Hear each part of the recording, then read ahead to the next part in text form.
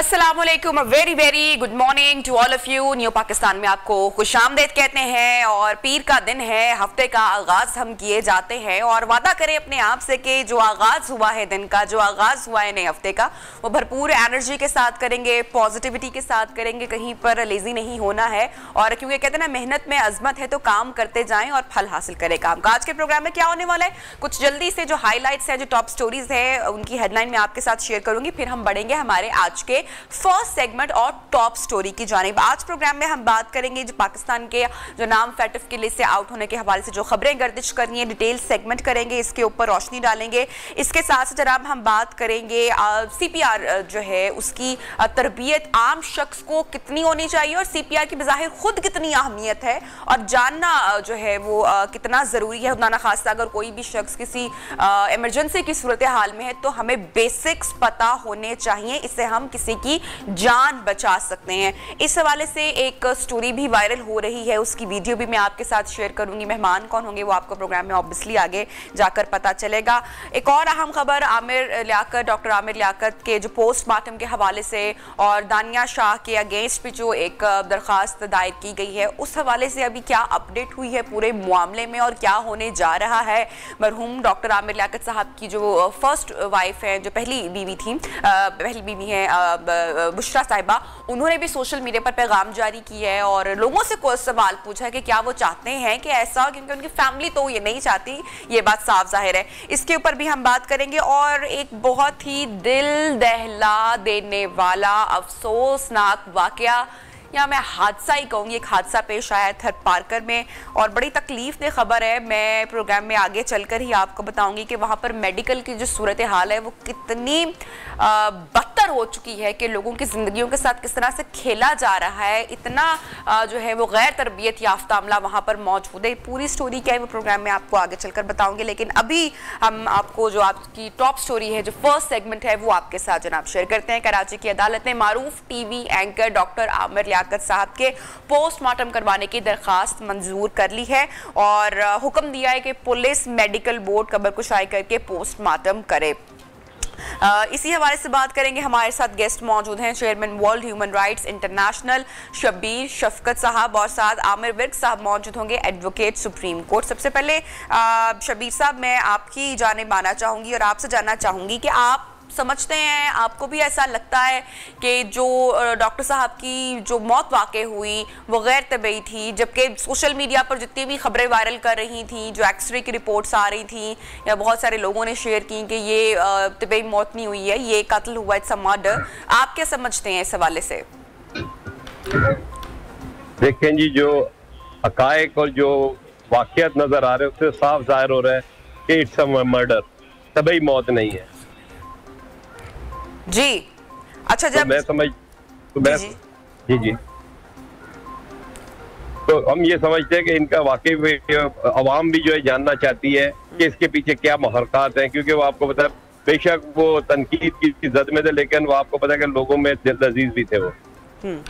अच्छा, पुलिस उनके फ्लैट पर मौजूद रही, सारे शवाहिद भी वहां पर लिए गए, अच्छे से सारा प्रॉपर मुआयना भी किया गया, कहीं से ऐसा कोई हिंट या कोई ऐसा शवाहिद नहीं मिला शबीर साहब कि ये पता लगे या ये हिंट मिले कि ये मर्डर हुआ है। फिर जो मुलाजिम मौजूद थे वो घर पर मौजूद थे ऑब्वियसली, तो कोई इस तरह की नकलो हरकत भी नहीं वहां पर हुई, तो आप नहीं समझते कि ये वक्त ज़ाया करना होगा? नहीं, वक्त ज़ाया तो नहीं है, लेकिन बात है कि जब एक्सरे की रिपोर्ट्स आ गई तो उसके ऊपर तो भी सवाल उठते हैं ना कि हड्डियां टूटी हुई थी, मतलब कि ये सारी चीजें थी, तो इससे फ्रैक्चर हुआ है, तो ये सारी चीजों को देखते हुए हर बंदा ये चाहेगा कि हकायक जानने जाए। अच्छा शबीर साहब, आपकी जानिब से दरखास्त भी दायर की गई है दानिया शाह के खिलाफ, इसके हवाले से बताइएगा, क्या सोच के आपने ये दरखास्त दायर की और आप क्या चाहते हैं, क्या मुतालबा है, क्या हो? देखें जी, हमने तो इंतजार किया कि शायद कोई मजहबी स्कॉलर या कोई अवाम में से कोई NGO कोई दूसरी उठती तो इस मामले को उठाती, क्योंकि ये मामला बड़ा खतरनाक है, क्योंकि हम आपकी और पाकिस्तान की हर बेटी बहन की इज्जत के तहफ़्फ़ुज़ के लिए ये दरख्वास्त दायर की है। क्योंकि उसकी बुनियादी वजह ये है कि पाकिस्तान के बाहर जब हम जाते हैं तो लोग वहाँ रिलीजन के हवाले से हमें नहीं देखते, वो सिर्फ पासपोर्ट के वाले देखते हैं आप पाकिस्तानी है। और इस बच्ची ने जो ये वीडियो वायरल की है तो ये पाकिस्तान का इमेज जो है खराब होगा कि पाकिस्तान की औरतें, पाकिस्तान की खवातीन अगर अपने शौहर से नाराज होती है तो इस हद तक जा सकती हैं, जबकि पाकिस्तानी औरतें ऐसे नहीं है। पाकिस्तान की औरतें जो है वो अपने शौहर की, अपने वालिदैन की बड़ी ताबेदार होती हैं और ये सब दुनिया जानती है। लेकिन इसकी वीडियो वायरल करने से क्या है कि पाकिस्तान की बेटी बहन की इज्जत जो है मजरू हुई है। तो हम समझते हैं कि अगर इसको सजा ना मिली तो ये समझ लें कि और औरतों को भी जो एक शी मिल जाएगी और एक ये नया रास्ता खुल जाएगा आदमियों से इंतकाम लेने का। अच्छा हम तो अपने शबीर साहब, आप समझते हैं, आपकी क्लियर ये थॉट है कि जो डॉक्टर साहब की जो मौत वाकई हुई वो उस वीडियो के वायरल होने की वजह से हुई और आप चाहते हैं कि एफआईए इस मामले में एक्टिव हो, क्योंकि इसका जिक्र तो डॉक्टर साहब अपनी जिंदगी में भी कर चुके थे ना कि वीडियो को हटाया जाए और कोई क्यों नहीं सुन रहा है। अब देखें जी, डॉक्टर साहब तो रोते चले गए बेचारे। वो तो कहते रहे कि भाई ये कहाँ गया साइबर क्राइम, कहाँ गया ये सारी चीजें, वो तो रोते रहे। हम तो इसलिए थे कि चले डॉक्टर साहब कुछ कोशिश करें, शायद उनकी आवाज किसी तक पहुंच जाए और ये हो जाए। लेकिन उनकी जिंदगी में भी ये नहीं हुआ तो फिर हमने कहा कि शायद उनके चाहने वाले या कोई ऐसे दर्द दिल या ऐसी कोई खवातीन जो आपको पता है औरत मार्च और दूसरे मार्च औरतों के हकूक के लिए निकलती है, शायद वो निकल आए। हम इंतजार कर रहे थे। जब वो हमने देखा कि कोई भी आगे नहीं आ रहा तो बाहर पाकिस्तानी मुझे अपनी बहन बेटियों के तहफ़्फ़ुज़ के लिए, उनके नाम की सरबुलंदी के लिए अपने वकील साहब से, आमिर जमील साहब से राब्ता किया और उनसे दरख्वास्त की कि आप ये हमारी तरफ से ये पटिशन फाइल करें, क्योंकि हम चाहते हैं कि पाकिस्तान के जो बहन बेटियों का जो है वकार जो है वो बुलंद हो। और जो इसकी हरकत की वजह से, दानियल की हरकत की वीडियो वायरल होने की वजह से पाकिस्तान का जो इमेज है वो खराब ना हो। पाकिस्तान को दुनिया में लोग जाने कि इनकी बेटियां जो है शर्म हया के जेवर से रास्ता है, ना कि इंतकाम में इतनी आगे चली जाते हैं कि अपने शोहर को भी नंगा करने में आर महसूस नहीं करती। अब आपको शबीर साहब लगता है कि आपको इस पूरे मामले में कामयाबी होगी? डॉक्टर साहब भी अपनी जिंदगी में जिक्र कर चुके थे कि वीडियो को हटाया जाए, लेकिन कुछ ऐसा नहीं हुआ। आपको लग रहा है कि ऐसा हो पाएगा? आप केस के एंड तक जाएंगे? आप चाहेंगे एंड तक डॉक्टर साहब को इंसाफ मिले, लड़ेंगे, फाइट करेंगे? बिल्कुल जी, हम जाएंगे, क्योंकि खुदा का शुक्र है कि हमारे पास ऐसे नौजवान और काबिल मतलब कि हमें वकील मिले हैं जो बिल्कुल ना बिकने वाले, ना झुकने वाले, ना डरने वाले हैं। और इसी तरह हम भी चाहते हैं कि हम इस केस के जो है मंतकी अंजाम तक पहुंचे। और जज साहब से भी हम अपील करेंगे खुदारा इसके एफआईआर के ऑर्डर जारी किए जाए और ऐसे एफआईए के ऑफिसर भी मुकर्रर हों जो बिल्कुल इसको ईमानदारी के साथ इसको तफ्तीश करें और इस दानिया को जो उसके अंजाम तक उसको पहुंचाया जाए, ताकि ऐसी कोई भी जहन की, शातर जहन की कोई औरत ऐसा अपने शौहर के खिलाफ ऐसी हरकत ना कर सके। और हमें कभी उम्मीद है कि हम इसमें कामयाब होंगे, क्योंकि हमारा मकसद जो अपनी बहन बेटियों के तहफ़्फ़ुज़ के लिए, उनकी इज्जत महफूज करने के लिए। ठीक है, thank you so much Shabir Shafqat साहब, आप हमारे साथ मौजूद थे। अभी इस वक्त आमिर विक साहब ने हमें ज्वाइन किया है, एडवोकेट सुप्रीम कोर्ट, और जो अदालती हुक्म सामने आया है कि पोस्टमार्टम करवाया जाए, उस हवाले से मैं चाहूंगी कि आमिर साहब से बात करूं। आमिर साहब, बहुत शुक्रिया, आपने वक्त निकाला। अदालती हुक्म तो सामने आ चुका है कि कब्र कुशाई का हुक्म आ चुका है। पूछना यह था कि अगर दफन करने से पहले पोस्टमार्टम नहीं होता तो तरीकाकार बाद में अपनाया जाता है, वो पहले जैसा ही होगा? और इस पूरे मामले में आप क्या होता हुआ देख रहे हैं आगे?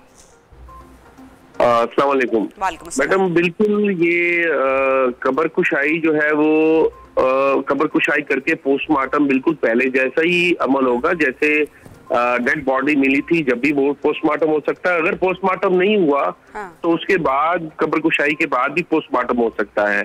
इसमें पुरसरार मौत में होता ये मौत पुरसरार मौत हुई है। इसके अंदर कोई आईनी शवाहिद नहीं था, कोई आई विटनेस नहीं था जिसके सामने डॉक्टर साहब का कोई दिल बंद हुआ हो। एक कमरे में लाश पड़ी हुई है तो डेफिनेटली उसका पोस्टमार्टम होना चाहिए। लॉ यही कहता है कि उसका पोस्टमार्टम 174 की कार्रवाई पुलिस को करनी चाहिए। उनके लवाहिकीन ने मना किया है, क्योंकि ये जो शख्सियत जिनकी पुरसरार मौत हुई है, ये कोई शख्सियत आम शख्सियत नहीं थी, एक बहुत बड़े स्कॉलर थे। आमिर साहब, मैं यहाँ पे आपसे ये जानना चाह रही हूँ कि बच्चे तो नहीं चाह रहे हैं ना, जो आपकी फर्स्ट फैमिली है उनकी ये ख्वाहिश नहीं है कि पोस्टमार्टम किया जाए, उनकी वाइफ नहीं चाह रही, उनके बच्चे नहीं चाह रहे, तो ऐसे में कोई एक फरीक अगर दरखास्त दायर करता है तो उसकी दरखास्त की कितनी अहमियत है अगर आपकी फैमिली नहीं चाह रही है? मैडम, उनका चाहना नहीं चाहना एक काबिल इज्जत चीज है, एक उनकी राय एक है, मगर ये जब किसी की पुरसरार मौत होती है तो ये स्टेट की जिम्मेदारी है कि उसको मैटर को प्रॉप अप करे कि ये बंदा। डॉक्टर साहब कह रही हूँ, आमिर साहब, अगर पुरस्कार मौत हुई होती तो फ्लैट से कुछ शवाहिद मिले होते? इसका तभी मौत भी नहीं है ना, ये है पुलिस ने हतमी उसमें कोई चीज नहीं दी कि ये तभी मौत है। पुलिस ने अभी तक ये कहा है कि जी जब तक पोस्टमार्टम नहीं होगा हम कोई नतीजे पर जा नहीं सकते।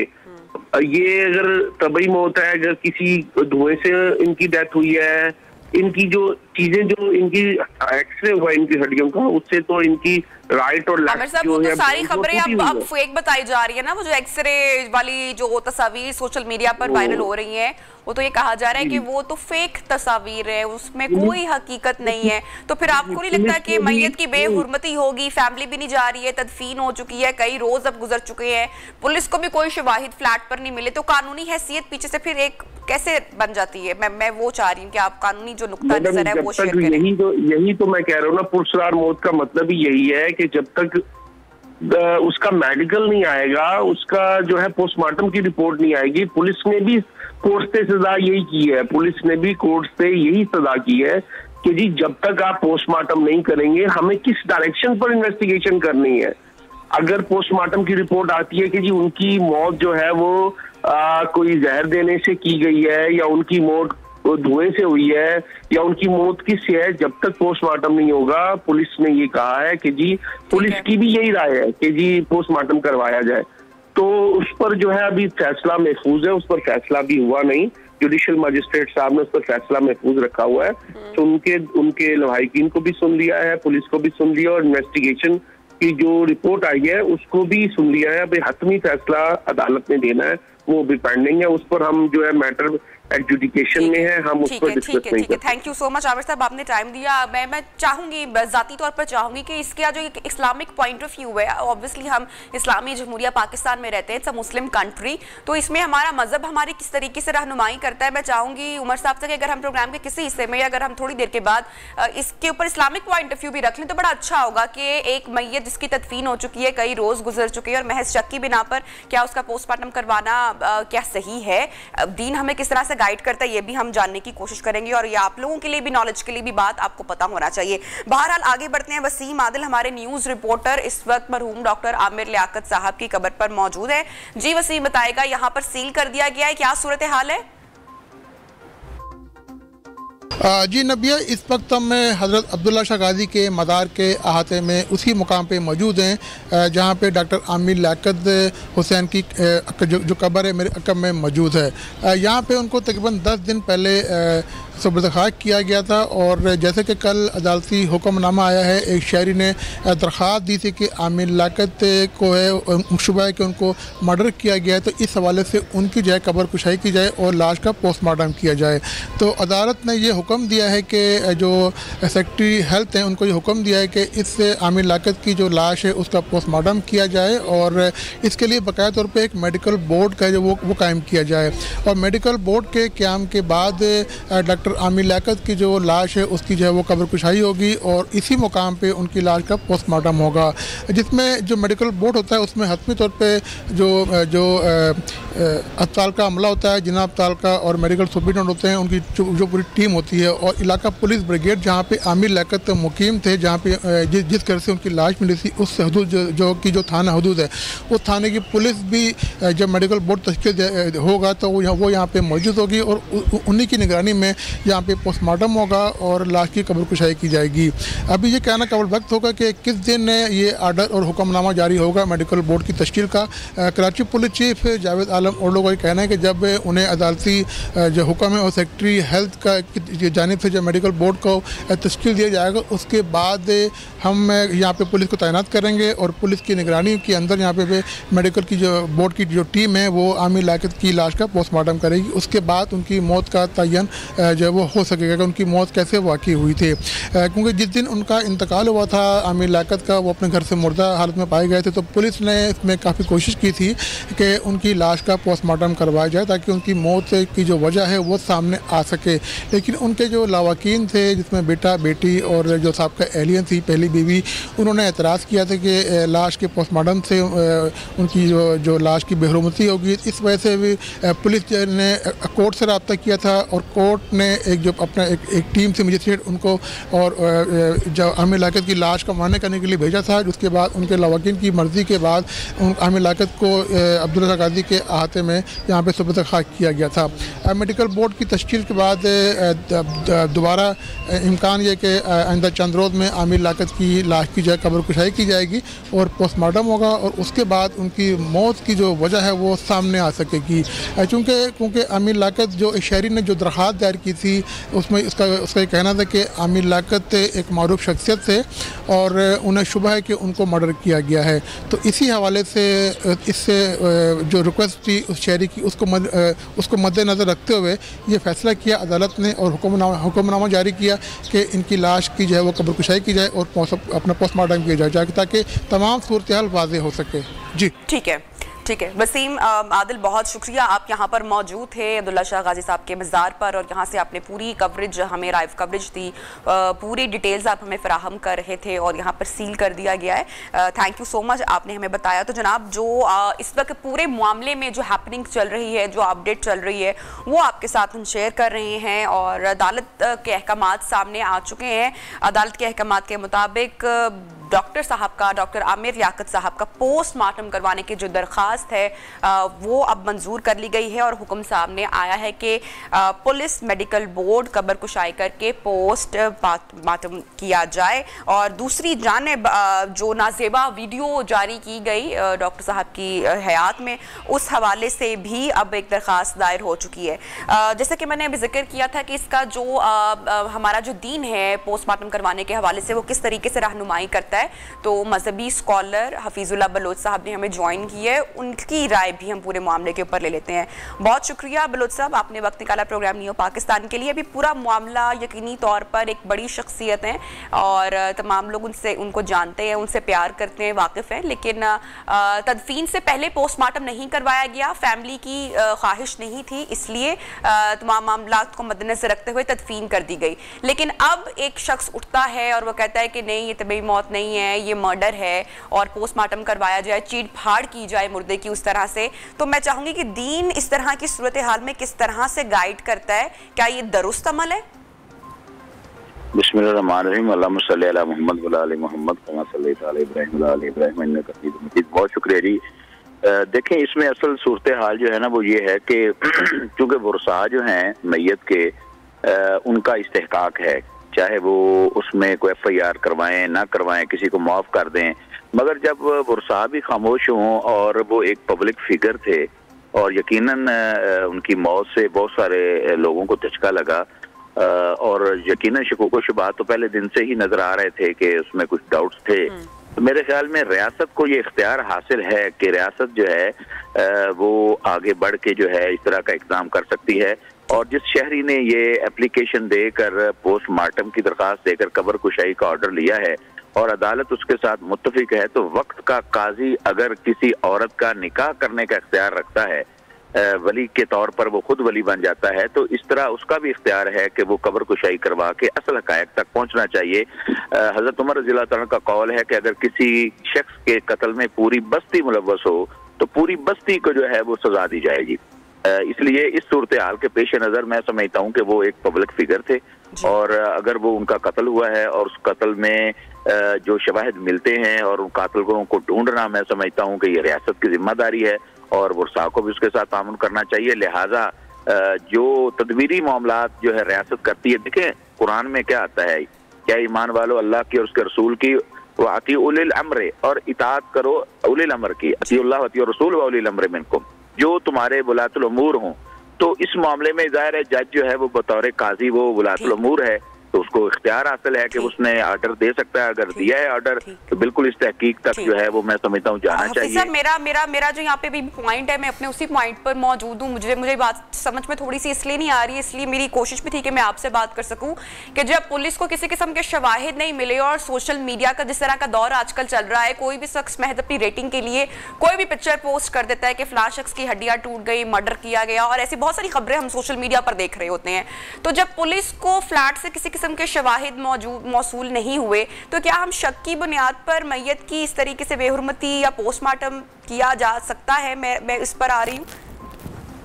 देखिए, इसमें असल सूरत हाल जो है ना वो ये है कि चूंकि वर्सा जो हैं मैयत के उनका इस्तेहकाक है, चाहे वो उसमें कोई FIR करवाएं ना करवाएं, किसी को माफ कर दें, मगर जब वर्सा भी खामोश हों और वो एक पब्लिक फिगर थे और यकीनन उनकी मौत से बहुत सारे लोगों को झटका लगा और यकीनन नहीं, पहले दिन ही कुछ एक्सरेज में ये सूरत हाल सामने आई थी। ये यकीनन मीडिया रिपोर्ट्स ही हैं, अल्लाह बेहतर जानता है कि उनकी एक साइड की हड्डियां बड़ा टूटी हुई थी, पसलियां या उनका कंधा या इस तरह की जो है ना, अगर इस तरह की चीजें हैं और उनके लैपटॉप से और उनके फोन से भी पता चला कि कुछ चीजें ऐसी सामने आ रही हैं कि जो डाउटफुल हैं, तो मैं समझता हूँ कि रियासत का हक है कि वो उस तहकीक तक पहुंचे। और ठीक है फैसला बलोच साहब, बहुत शुक्रिया, आपका जवाब हमें मिल गया। और देखते ही है कि फर्दर इस केस में, इस पूरी सिचुएशन में क्या होता है या क्या होने जा रहा है। प्रोग्राम में बहरहाल वक्त हुआ एक छोटी सी ब्रेक का, वक्फे के बाद आपको दोबारा ज्वाइन करेंगे, साथ रहिए।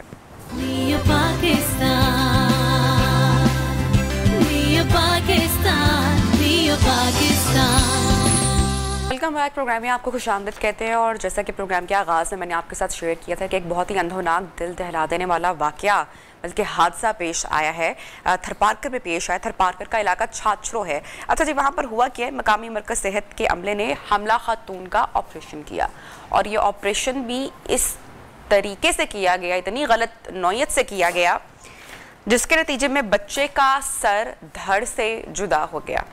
सिर्फ यही नहीं, अमले ने नौज़ायदा का सर काटकर माँ के पेट से उसका सर बाहर निकाला और जो धड़ है वो माँ के पेट में ही छोड़ दिया। मुझे तो ये खबर बताते हुए भी हौसला नहीं पड़ा, अल्फाज साथ नहीं दे रहे हैं कि इस कदर गैर तरबियत याफ्ता अमला यहाँ पर मौजूद था। बहरहाल खातून को छाछरों से सिविल अस्पताल मिट्टी फिर मुंतकिल किया गया, वहाँ पर भी कोई सहूलत मौजूद नहीं थी, जिसके बायस मिट्टी से हमला खातून को सिविल अस्पताल हैदराबाद लाया गया। अब आप देखेंगे कितना ट्रेवल हो रहा है, टाइम कितना ज़ाया हो रहा है, लेकिन शुक्र है कि इस खातून की, इस औरत की जान बचा ली गई है। और लेकिन इसमें दुख की बात यह है कि जो बच्चा है ऑब्वियसली वो नहीं बच सका। और इस तरह की अंधोनाक गलती हुई क्यों, वो अमला कौन था, इस हवाले से इंक्वायरी ज़रूर होनी चाहिए, क्योंकि ये कोई आम कोताही नहीं है, आम कोई गलती नहीं है। Doctor Jumman DG health Sindh हमारे साथ मौजूद हैं। बहुत शुक्रिया डॉक्टर साहब, आपने टाइम दिया प्रोग्राम न्यू पाकिस्तान को। मुझे बताइएगा, ये अमले के खिलाफ इंक्वायरी डेफिनेटली होनी चाहिए, ये कोई छोटी मोटी कोई कोताही या गलती नहीं है, ये it's huge.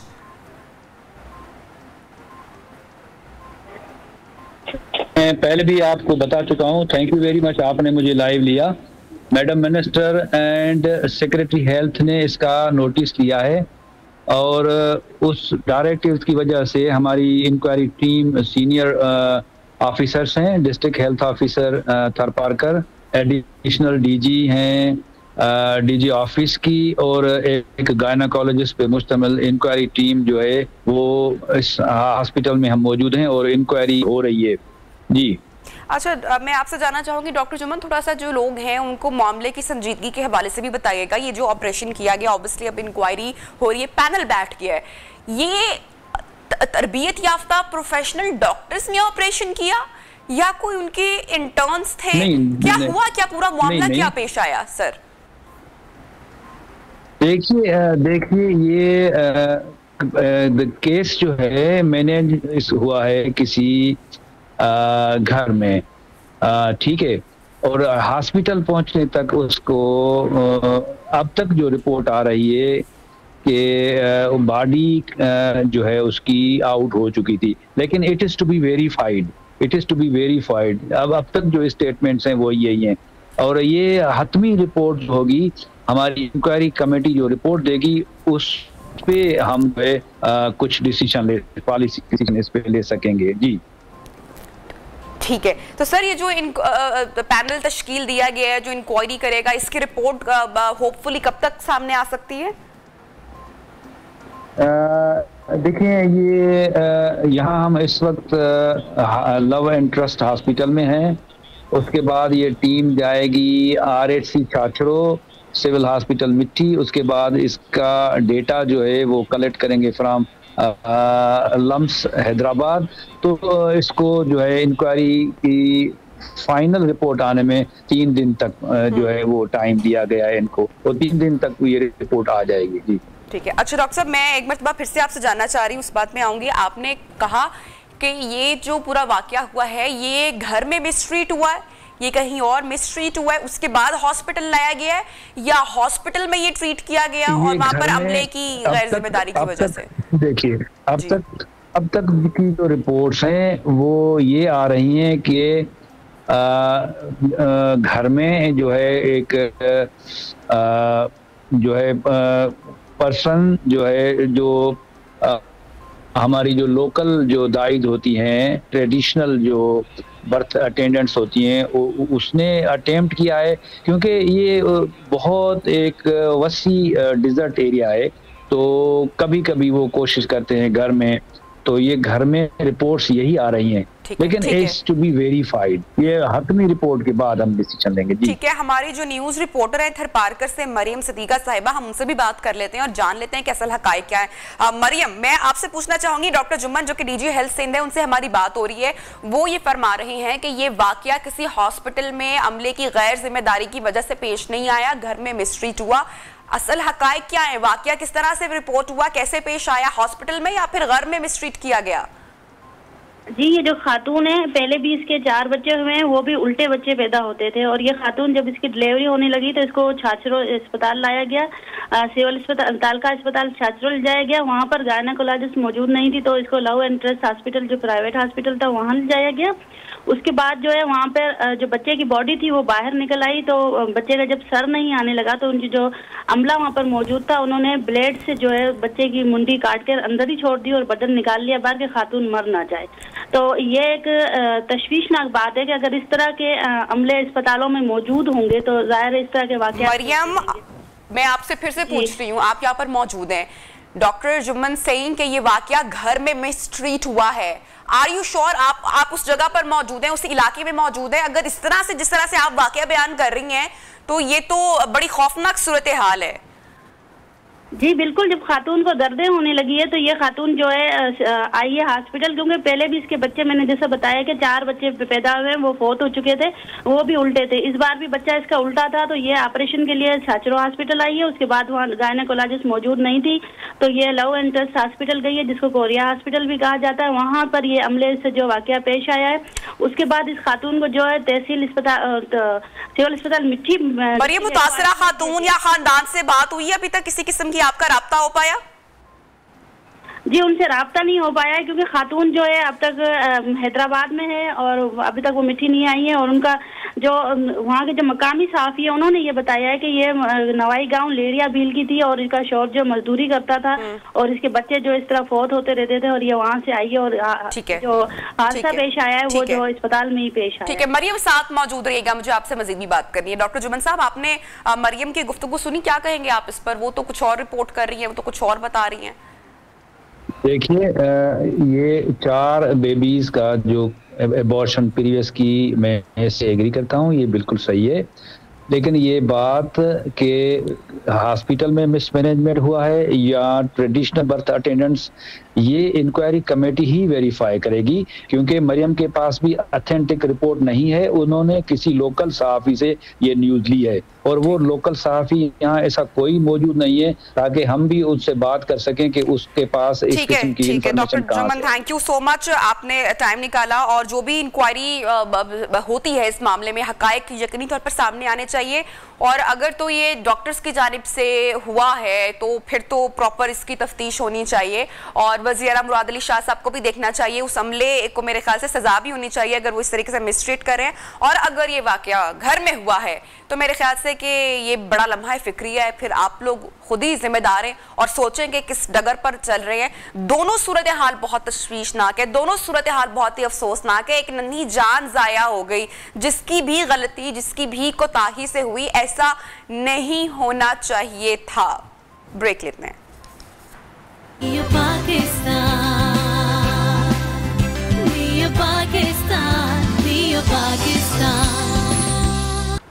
Welcome back. New Pakistan में आपको खुशामदीद कहते हैं और एक बहुत ही संजीदा मसले की तरफ रोशनी उजागर करना जा रही है, तो जरा तवज्जो फरमाइएगा। खैबर पख्तूनख्वा के कॉलेज असातिज़ा की हड़ताल जारी है, कहा जा रहा है कि हमारे मुतालबात पूरे किए जाएं, और आज भी खबर सामने आ रही है कि इस्लामाबाद में इमरान खान साहब के घर के बाहर वो धरना देने वाले हैं। बहरहाल ये बात तो एक तरफ, लेकिन यहाँ पर सवाल ये पैदा होता है कि जो खान साहब है उनकी तरजीहात को अंडरस्टैंड करना, उनकी तरजीहात को समझना या उसका फैसला करना, ये अब मुश्किल ही नहीं बल्कि नामुमकिन ही होता जा रहा है कि उनकी तरजीहात क्या है। मैं आपको बताती हूँ, अभी 2 दिन पहले साबिक वज़ीर आज़म और चेयरमैन PTI इमरान खान साहब ने टिकटॉकर के एक वफ्द से मुलाकात की, जिसमें इमरान खान साहब ने कहा कि हुकूमत के खिलाफ तहरीक में टिकटॉकर्स हमारा साथ देंगे। कैसे, वो तो अब समझना मेरे लिए थोड़ा सा मुश्किल है, मैं नहीं समझ पा रही थॉट क्या है। लेकिन दूसरी जानिब जो इस मुल्क के हमारे एसेट्स हैं, हमारे जो असातिज़ा हैं, हमारे जो टीचर्स हैं, जिन्होंने हमारे इस मुल्क के जो नौजवान हैं उनको तैयार करना है, एक नस्ल तैयार करनी है, वो एहतजाज में खड़े हैं बेचारे बाहर। वो अपने अपने अपनी डिमांड्स के लिए खड़े हैं, मजबूर होकर खड़े हैं कि कोई हमें भी सुन ले, हमारी भी बात सुन ले। उनको कोई नहीं सुन रहा और अंदर खान साहब टिकटॉकर्स के साथ मुलाकात कर रहे हैं, खाने खाए जा रहे हैं। यानी कि टिकटॉकर्स अब इस मुल्क का मुस्तकबिल लेकर चलेंगे और जो बेचारे असातिज़ा हैं वो बाहर खड़े, शायद उनकी सुनवाई नहीं हो पाएगी। बात करेंगे, हमारे साथ मौजूद है अताउर रहमान साहब, सदर यंग टीचर्स एसोसिएशन। अता साहब, थैंक यू सो मच, आपने टाइम निकाला। ये कितनी संजीदा ये मसला है, आपके मुतालबात सुने नहीं जा रहे हैं, आप लोग बाहर हैं, टिकटॉकर्स अंदर है, क्या ये अलमिया नहीं है? वालेकुम अस्सलाम, बहुत बहुत शुक्रिया कि आप लोगों ने हमें इनवाइट किया और हमारी मौक़िफ़ को सुनकर पेश कर रही है। मसला ये है कि 2018 से अब तक 58,000 इदाक पर खैबर पख्तूनख्वा हुकूमत ने असातिज़ा को लिया हुआ है और अभी तक रेगुलर नहीं किया है, जिसकी वजह से शदीद मुश्किलात का शिकार है। इसमें उनको ट्रांसफ़र की आज़ादी नहीं है, अलाउंसेस नहीं दिए जाते, इसी तरह ख़वातीन को मैटरनिटी लीव नहीं दी जाती जो कि उनका फंडामेंटल राइट है। तो ये बहुत ज़्यादा मसाइल मौजूद थे। तो इस हवाले से हमने फैसला किया है कि जितने भी एडहॉक टीचर है उनको डेट ऑफ अपॉइंटमेंट से रेगुलर किया जाए, उनको सीनियरिटी भी डेट ऑफ अपॉइंटमेंट से दी जाए, जो कि हमारा कानूनी और आईनी हक बनता है। इसी तरतीब से जितने भी हमारे इंक्रीमेंट्स और बकायाजात बनते हैं 4 सालों के, उनको भी दिया जाए। इसी तरतीब से सीपी फंड पॉलिसी को खैबर पख्तूनख्वा में ला रहे हैं, कि पूरे पाकिस्तान में ऐसी पॉलिसी मौजूद नहीं है। लिहाजा हम पुराने पेंशन निज़ाम को चाहते हैं कि हमें सीपी फंड पॉलिसी का हिस्सा न बनाया जाए। इस हवाले से हमने ये फैसला किया हुआ है और कल से हमारा ये धरना इधर इमरान खान के घर के सामने मौजूद है। कल 12 बजे से ये धरना शुरू हुआ था और कल रात भी हमने बनिगाला रोड पे गुजारी है। और आज इस शदीद अता साहब, जो साथी होते हैं, जो टीचर्स होते हैं, जो किसी को एक लफ्ज़ भी सिखाए, वो कौम के, मुल्क के जो स्टूडेंट्स होते हैं, जो नौजवान होते हैं, मुस्तकबिल के ममार होते हैं, और उनके साथ इस तरह का रवैया रखा जाए कि वो बाहर एहतजाज कर रहे हैं और मुज़ाकरात के लिए वक्त मांग रहे हैं और उनसे मुलाकात करने का टाइम नहीं मिल रहा। लेकिन जो टिकटॉकर्स हैं उनके साथ तस्वीर खिंचवाई जा रही हैं, सेल्फीज ली जा रही हैं, उनको डिनर पे इनवाइट किया जा रहा है। महज के हुकूमत के अगेंस्ट किस तरह से क्या स्कीम करनी है या क्या स्ट्रेटजी रखनी है, तो ये बड़ा लम्हा फिक्री है। हेलो जी, अताउर रहमान साहब, आप अगर हमारे साथ मौजूद हैं तो आपसे मजीद भी हम बात करेंगे। अभी तक मुज़ाकरात नहीं हो पाए हैं, डिमांड्स हैं टीचर्स की, और इस हवाले से ये भी कहा जा रहा है कि 247 कॉलेजेस के असातिज़ा हैं, काफ़ी एक बड़ा नंबर है, बड़ी तादाद है जो कि हड़ताल पर है। और कितना नुकसान हो रहा है, मुल्क को कितना नुकसान हो रहा है, बच्चों का कितना नुकसान हो रहा है, आप देखें कि और ये हमारा वो एसेट है जिनकी तो मेरे ख्याल से डिमांड्स हमें पूरी करनी चाहिए, जिनको हमें प्रोवाइड करना चाहिए, क्योंकि इन्होंने हमारी कौम के लिए, हमारे मुल्क के लिए नौजवानों को तैयार करना है, जो कि इस मुल्क का जो रोशन मुस्तकबिल है। और मेरे ख्याल से मिलना चाहिए, बिल्कुल हमारे जो हुकूमत है उसको भी मिलना चाहिए। जो हमारे जो ऑपोजिशन है, कोई भी शख्स है, मेरे ख्याल से उनको जो है इस बात पर फोकस रखना चाहिए और ये सोचना चाहिए कि उनकी तरजीहात किस तरह की है। यहाँ पर हम लेंगे एक ब्रेक और ब्रेक के बाद आपको दोबारा करेंगे ज्वाइन, साथ रहिए।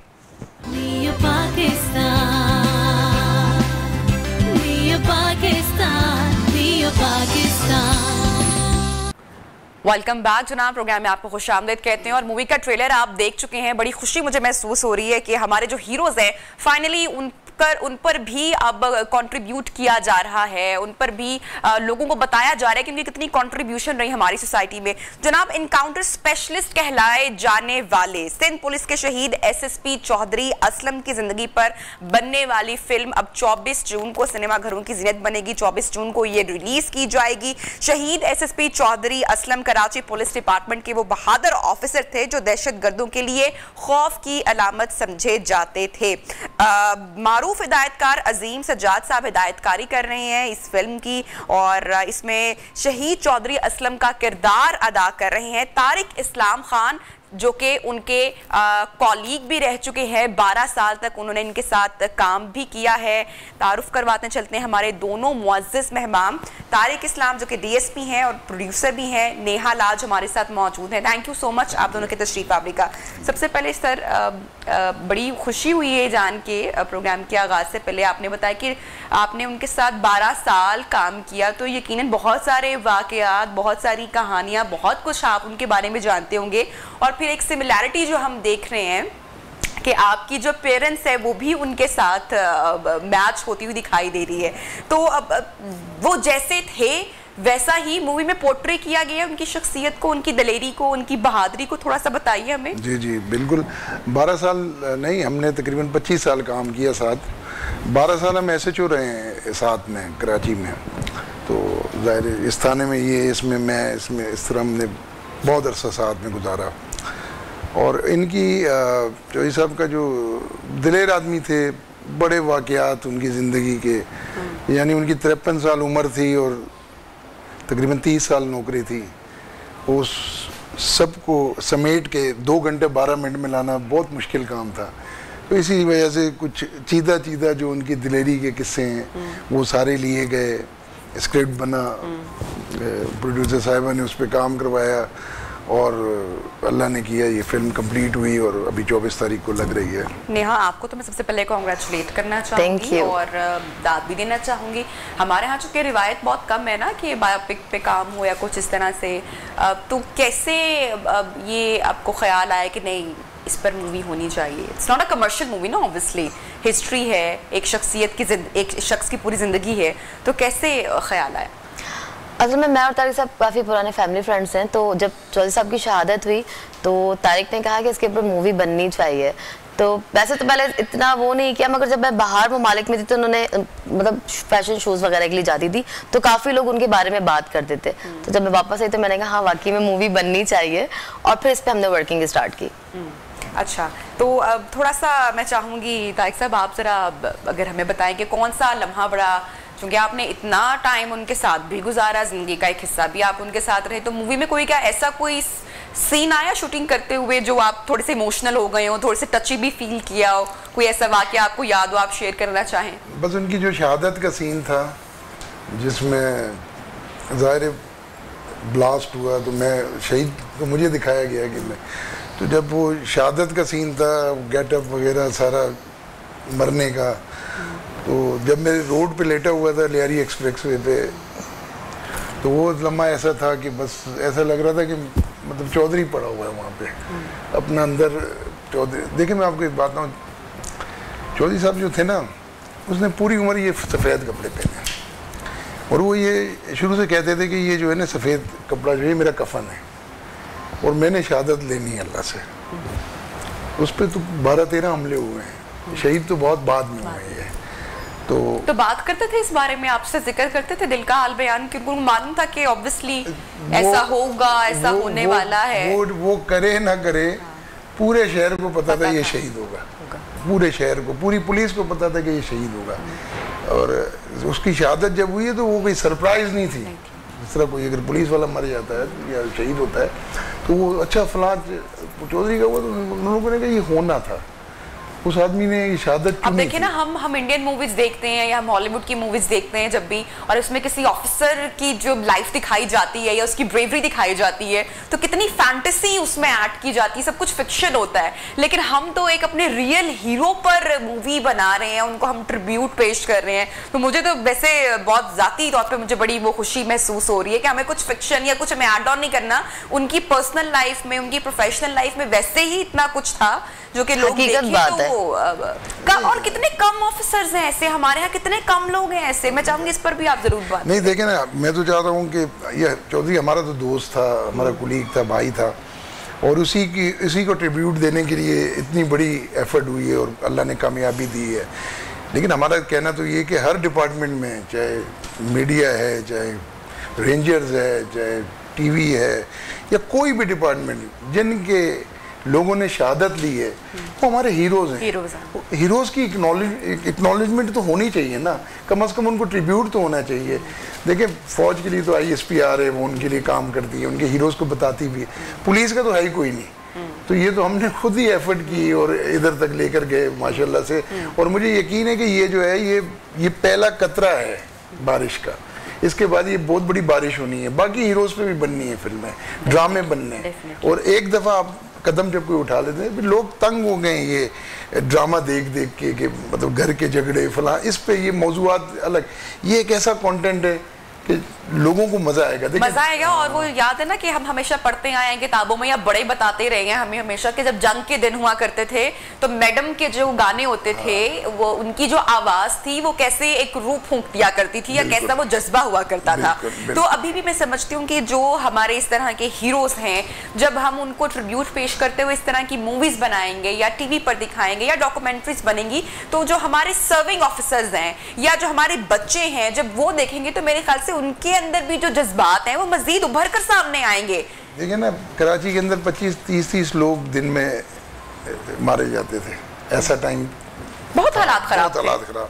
तो उस दौर के अंदर ये चौधरी टाइप के कुछ लोग खड़े हुए और इन्होंने टेररिस्टों का मुकाबला किया, वापस शहर की रौनकें बहाल की, पुलिस ने, रेंजर्स ने मिल के। लेकिन इसमें कंट्रीब्यूशन चौधरी की बहुत बड़ी थी, आखिर जान तक उसकी चली गई उसके अंदर।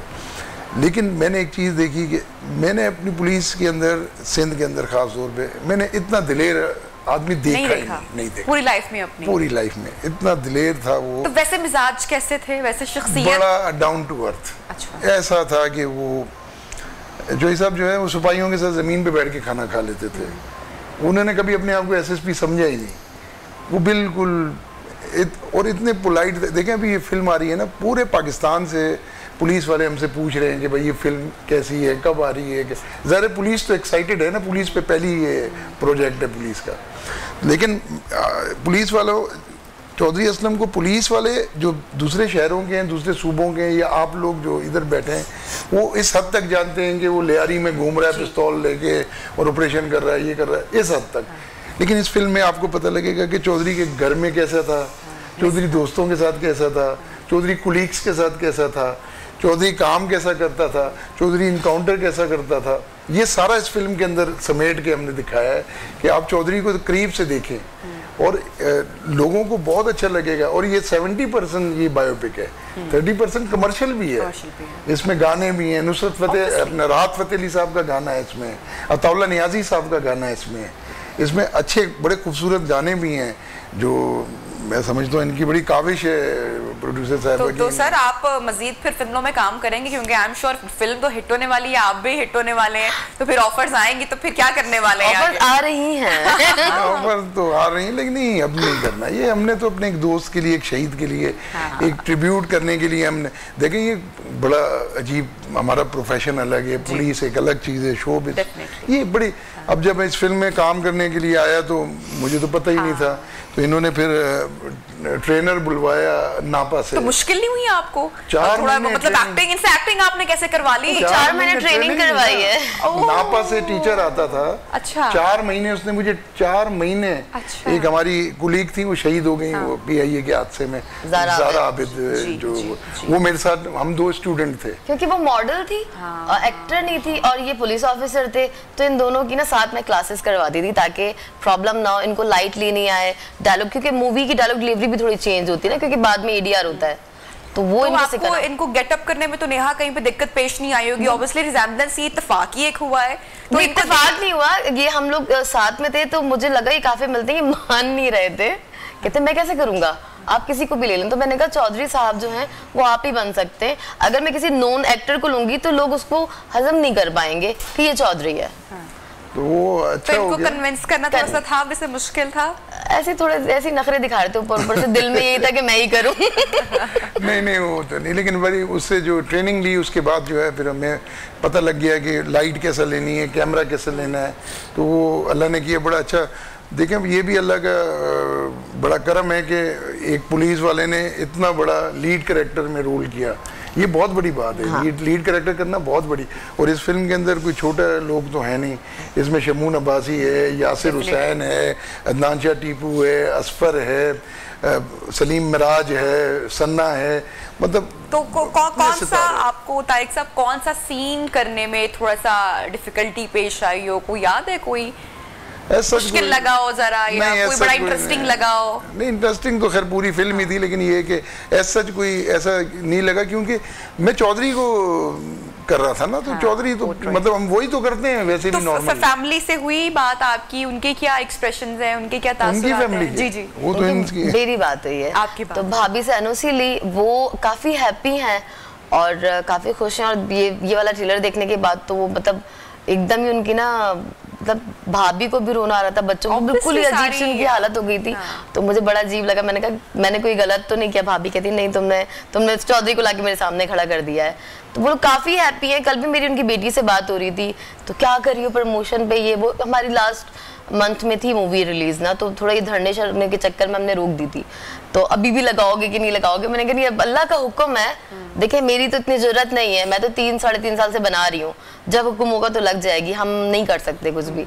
तो अब इंशाल्लाह ताला अल्लाह ने चाहा तो 24 जून को लगेगी। लेकिन इसमें ये है कि आपको देखें, ये फिल्म जो है ना, ये इसको पुलिस ने बड़ा सपोर्ट किया। बिल्कुल, ये हमारे आईजी थी, एक आप नाम सुना भी होगा शायद, कलीम इमाम साहब थे, डीआईजी मकसूद मेमन है, डीआईजी मुकद्दस साहब हैं, और 2-3 इस फिल्म के अंदर 19 ओरिजिनल डीएसपी ने काम किया है। एक एसएसपी मुर्तजा साहब उन्होंने काम किया है। तो मेरे अलावा भी ना बहुत सारे पुलिस वालों ने काम, और इसमें खाली चौधरी नहीं है, इसमें जो बाकी डिपार्टमेंट का एक और भी शहादतें दिखाई हैं, जो पुलिस वाले जो और शहीद हुए वो भी हमारे 3200 पुलिस वाले शहीद। और मैं आपको बताऊं नेहा कि ये बड़ा आपने अच्छा काम किया। पाकिस्तान जैसे मुल्क में रहते हुए जहाँ पर हमारे यहाँ पुलिस को इतना आए रोज बदनाम किया जाता है, और बहुत सख्त बातें, सख्त जुमले कहे जाते हैं, वहां पे ऐसी कोई डॉक्यूमेंट्री आए या कोई मूवी या कोई ड्रामा, कुछ भी जो कि बता सके कि एक्चुअल कंट्रीब्यूशन किस तरीके से है, किस तरह से लोग अपनी जानों में, हमारे जो ऑफिसर्स हैं वो अपनी जान खतरे में डालकर सिचुएशन को हैंडल कर रहे होते हैं। अच्छा देखिए, हम बोलते तो देते हैं कि ना ये पुलिस वाले ऐसे हैं वैसे। अब आप बताएं, ईद त्योहार कोई भी चीज होती है, पुलिस वालों की ड्यूटियां लगी हुई होती हैं, सुबह से लेकर रात तक। वो भी इंसान है, अपनी फैमिली को टाइम नहीं देते, ये कोई नहीं देखता। वो नजर आ गया कि एक पुलिस ऑफिसर ने कोई रिश्वत ले ली है, ये हो गया। देखिए मैं कोई इनकी साइट नहीं ले रही हूँ, ये गलत बात है, मगर इनकी तनख्वाहें बड़ी थोड़ी हैं। जो नीचे लेवल पर जो बच्चे होते हैं ना पुलिस वाले, मैं तो बच्चा ही कहती हूँ, सारे अम्मा कहते हैं मुझे, तो उनको चले वो छोटी मोटी उनकी बातें हैं, वो आप दरगुरेज ना करें, मगर जो उनकी एफर्ट है उसको तो सराहे ना। कि आप खुद सोचें तो क्या एक्सपेक्टेशंस है 24 को? आई एम श्योर कि मूवी को बहुत पजीराई मिलेगी और पसंद भी किया जाएगा। आप क्या एक्सपेक्ट कर रही है? नहीं, मैं इसमें से कुछ भी एक्सपेक्ट नहीं कर रही हूँ। मैंने कोशिश की है, मेरी एज अ प्रोड्यूसर पहली फिल्म है, तो मैं सिर्फ ये चाहती हूँ कि जब लोग देखें तो बोलें कि हाँ कुछ बेहतरी की तरफ हम गए हैं। अपने तौर से एफर्ट मैंने अच्छी की है, पर जरूरी नहीं कि मेरी जो पसंद है वो दूसरों की भी हो, तो ऐसा कुछ एक्सपेक्ट नहीं किया है। तारिक साहब क्या मैसेज देना चाहेंगे? मैं तो मैसेज ये देना चाहूँगा कि एक ये शहीद को ट्रिब्यूट है, और सब लोगों को, हर डिपार्टमेंट को इसको सपोर्ट करना चाहिए। इस फिल्म को अगर आप सपोर्ट करेंगे और ये कामयाब होगी, तो फिर उसके बाद और हीरोज़ पे फिल्में बनेंगी, और ये सिलसिला चलता रहेगा।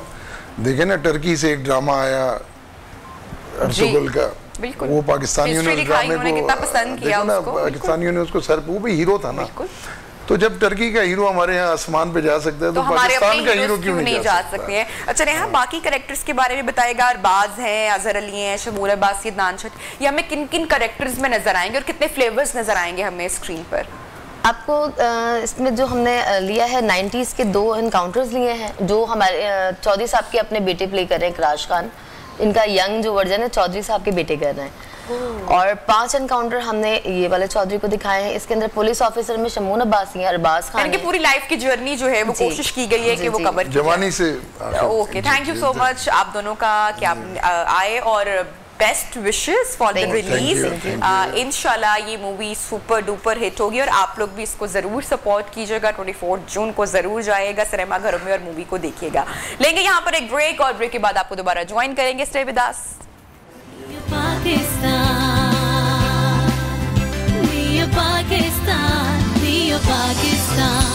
Welcome back. न्यू पाकिस्तान में आपको खुशामदीद कहती हूँ और बहुत सारी खबरें गर्दिश कर रही हैं बहुत सारे दिनों से फैटफ के हवाले से कि पाकिस्तान का नाम ग्रे लिस्ट से निकाला जा रहा है, निकाला गया है और ये काबिश किसकी है? हुकूमत और ऑपोजिशन दोनों क्रेडिट लेने में इस वक्त हमें मसरूफ दिखाई दे रही है। बहरहाल क्रेडिट किसी को भी जाए, लेकिन अच्छी और खुशआइंद खबर ये होती है कि पाकिस्तान का नाम ग्रे लिस्ट से बाहर निकलना चाहिए। इसी हवाले से बात करेंगे सीनियर सहाफी तज्जियाकार सज्जाद मीर साहब हमारे साथ इन कॉन्वर्सेशन है। सज्जाद साहब, थैंक यू सो मच, आपने टाइम निकाला। कुछ अजीब सा ही माहौल बना हुआ है, फैटफ इजलास हो रहा है, सलीम मांडीवा जो सेनेट में पहले से खुशखबरी सुना दी है, लेकिन खबरें तो खुशाइंदी आ रही हैं, लेकिन कबल अज वक्त नहीं है। हाँ नहीं, कबल अज वक्त कोई भी कह ले, लेकिन ये कि खुशी का एक इजहार तो होता है ना जी। ये फैटफ के साथ जो हम बिल्कुल हर बार मसला पैदा होता था कि जी आपने 36 पॉइंट पूरे कर दिए, एक रह गया है और अभी आप और करें, इतने पॉइंट हो गए, इतने पॉइंट रह गए, अभी और करें, उसकी ये सूरत पैदा नहीं हुई। लेकिन आपने बहुत अच्छी बात शुरू में की है कि क्रेडिट लेने की जहाँ तक बात है, हमारी जो वज़ीर ममलकत बराए खारजा है अनार रबानी खान, उसका बयान बहुत बैलेंस है, बहुत ही इज़लाल पसंदाना बयान है। उन्होंने कहा कि रियासत की पता है, क्रेडिट अब कोई भी दे उससे कोई फर्क नहीं पड़ता, लेकिन असल बात यह है कि रियासत की पता है। हमें इस मामले को इसी तरह देखना चाहिए कि रियासत की पता है। अगर के कुछ लोग इस बात पे हैरान है कि उस रात CISPR का बयान आने की क्या जरूरत थी कि एक सेल बना हुआ था DG के ऑपरेशन के तहत GHQ में, जिसने सारी चीजों को खारजा अमूर को, दूसरे मामला को, फाइनेंशियल इंस्टीट्यूट को कोऑर्डिनेट किया और उसके फतह नसीब हुई और जनाब बाजवा को मुबारकबाद दी। लेकिन ये जरूरत इसलिए पेश आई है कि शाह महमूद कुरैशी ने भी तो कहा कि तहरीक इंसाफ की पता है। उनको ये बात मेरे ख्याल में कहने की जरूरत नहीं थी कि तहरीक इंसाफ, तारीफ करते कि काम हो गया, अच्छा हो गया, हमने बड़ी मेहनत की और हमारी मेहनत दफ्तर खारजा की जो है वो रंग लाई है। दफ्तर खारजा के अलावा दूसरे इदारे भी थे, वो हमारी सियासी क़यादत के तहत मुतहद थे वगैरह वगैरह जैसे बात की जाती है। तो इस तरह की जो बहसें छेड़ते हैं बिल्कुल बिल्कुल, और आप बिल्कुल बजा फरमा रहे हैं सर, इस तरह की बहस में नहीं पड़ना चाहिए। जब भी कोई हुकूमत बनती है या वो सर्व करती है, अपना टाइम पूरा करती है, तो वो कुछ अच्छे काम करती है और कुछ ऐसे काम भी होते हैं जो लोगों को पसंद नहीं होते हैं। तो अगर कुछ अच्छा काम किया जाता है तो उसके लिए अप्रिसिएशन है, लेकिन इसमें लड़ने की या बहस में बात में पढ़ने की बिल्कुल जरूरत नहीं है। अच्छा, उम्मीद है इंशाल्लाह पाकिस्तान ग्रे लिस्ट से बाहर निकल जाएगा, खबरें भी सामने आ रही है। तो आप इसको कितनी बड़ी कामयाबी समझते हैं? और दूसरी जानिब जो इंडिया की जानिब से इतना प्रोपेगेंडा किया जा रहा था, जो इतनी कोशिश की जा रही थी, इतनी मुखालफत की जा रही थी, इस पर भी मैं आपका कमेंट लेना चाहूंगी। असल में इंडिया ही ने स्टैंड लिया हुआ था, उसके स्टैंड लेने की वजह से ही हम ग्रे लिस्ट के बाहर नहीं निकल रहे थे, क्योंकि इसका गालिबन कंसेंसस होना लाजमी है तमाम जमातों के। और चीन ने जब ये हम शामिल हो रहे थे उसमें कोई हमारी मदद नहीं की थी। उसके बाद हम मुसलसल कोशिश कर रहे थे कि चीन किसी तरह हमारी साइड पे आए और कुछ प्रेशर बिल्ड करे। इस बार आर्मी का वहाँ दौरा और उनसे मुलाकातें और स्ट्रेटेजिक ताल्लुकात का कायम होना और फिर CPEC का एक तरह का रिवाइव होने की जो बातें हो रही हैं, उससे ये असर होता है कि चीन अपना कोई असर इस्तेमाल कर रहा है। और दूसरी बात ये है कि जो बाइडेन के बयान आ रहे हैं, अमेरिका से जो बयान आ रहे हैं, बिलावल भुट्टो भी अगर वहाँ जा रहे हैं तो उनसे जो अच्छी तवक्कुआत की वाबस्ता वहाँ की जा रही है अमेरिका से, उससे लगता है कि अमेरिका भी हमें स्पेस देने को तैयार है। तो ये अच्छी सूरत हाल है। इसका नतीजा ये निकलेगा तो IMF में भी हमें एक बेहतर पिक्चर मिलेगी और नतीजे के तौर पर अब आना शुरू हो गया है कि फलां जगह से फंड मिल रहे हैं, फलां जगह से मिल रहे हैं। चीन से तो खैर आ गया है कि 2.5 बिलियन के जो फंड हैं वो रिवाल्व कर दिए जाएंगे, वो पाकिस्तान को दे दिए जाएंगे और वो CPEC की रिवाइवल पे खुशी का इजहार भी कर रहे हैं। तो हम दोनों तरफ से स्पेस हासिल करना है। असल बात ये नहीं कि आप एक कैंप में चले जाएं, असल बात ये है कि आप एक कैंप में रहते हुए भी दूसरे कैंप में कितनी स्पेस हासिल कर सकते हैं। ये खारजा पॉलिसी की असल बात होती है और लगता है कि हम उस रास्ते पर चल पड़े हैं। अल्लाह करे कि इसके कुछ नतीजे दिखते हैं इंशाल्लाह। सज्जाद साहब, मैं आपसे जानना चाहूंगी तफसीली तौर पर कि पाकिस्तान का इंशाल्लाह नाम निकल रहा है इससे बाहर, तो इसे आलमी इमदाद, कर्जों, सरमायाकारी की जो सख्त निगरानी से जो पाकिस्तान को नहीं गुजरना पड़ेगा, कितना फ़ायदा होगा, इसकी अहमियत कितनी है, बैरूनी सरमायाकारी जो करने में आसानी होगी, पाकिस्तानी मईशत के लिए कितनी अच्छी खबर हो सकती है, इस पर थोड़ी सी रोशनी डालिए सर। जिस तरह हम IMF की बात कर रहे हैं कि IMF में जाने से हमारे जो प्रोग्राम रिवाइव हो जाने से दुनिया के तमाम अदारे, तमाम इन्वेस्टमेंट पाकिस्तान आने लगेगी, लेकिन उसका प्री रिक्विजिट ये था कि FTF में भी हम जो है वो एक तरह ग्रे लिस्ट से निकल आते। वो काम जब एक तरह हो रहा है तो इशारे मिल रहे हैं कि आलमी अदारे अब पाकिस्तान की तरफ तवज्जो करेंगे और यकीनी तौर पर हमें बेहतर इन्वेस्टमेंट मिलेगी। कंपनियां देखें ना, मूडीज ने हमारी की जो थी मुस्तहकम माली पोजीशन, उस मुस्तहकम को मनफी कर दिया है। तो ये जल्दी आपको नजर आएगा कि वो दोबारा मुस्तहकम होती नजर आएगी और उसकी सूरत में हमारे यहाँ जो इन्वेस्टमेंट की गुंजाइश है बेहतर हो जाएगी। हमारी बैंकों की सूरत हाल भी 5 या 7 बैंकों की सूरत हाल ऐसी हो गई थी, वो भी अब मुस्बत होना शुरू हो जाएगी। ये सारे इशारे हैं कि हालात बेहतर हो रहे हैं। अच्छा सज्जाद साहब, ये जो बहस सोशल मीडिया पर छिड़ी हुई है, लास्ट में कमेंट आपका जरूर लेना चाहूंगी। ऑपोजिशन और गवर्नमेंट क्रेडिट लेना चाह रहे हैं, आप वैसे क्या कहेंगे लास्ट कमेंट की? वैसे ये क्रेडिट जाता किसको है? नहीं, क्रेडिट तो देखें एक मुसलसल एफर्ट को जाता है। इसको देखिए, जब नवाज शरीफ ने कहा था कि हमें वो एक वाक़या कोर्ट नहीं करना चाहता, उसने कहा था कि हमें हाउस इन ऑर्डर करना चाहिए। फिर ख्वाजा आसम इससे बार बार हाउस इन ऑर्डर की बात करते रहे, लेकिन फौज ने जब ये तय कर लिया कि हाउस इन ऑर्डर करना चाहिए और हमने दूसरे मुल्कों के मामला में कोई शद्दत वाक़यात नहीं करने, चाहे वो अफगानिस्तान हो चाहे इंडिया हो, हमने इस मामले में अपने आप को अलग रखना है। और फौज ने अपनी पॉलिसी जो है यानी हाउस इन ऑर्डर करने की बात जो है वो ज्यादा बेहतर तौर पर बता दी है। तो कई इक़दाम उन्होंने किए हैं जिसका क्रेडिट आप उनको दे सकते हैं, आप उनका क्रेडिट कर सकते हैं कि आगाज तो नवाज शरीफ ने किया था, पॉलिटिशियन को कर सकते हैं। लेकिन देखा जाए तो हमारी एस्टेब्लिशमेंट ने फैसला किया है कि हम पाकिस्तान अब अपने ही मामला में दखल देगा, दूसरे मामला में दखल नहीं देगा।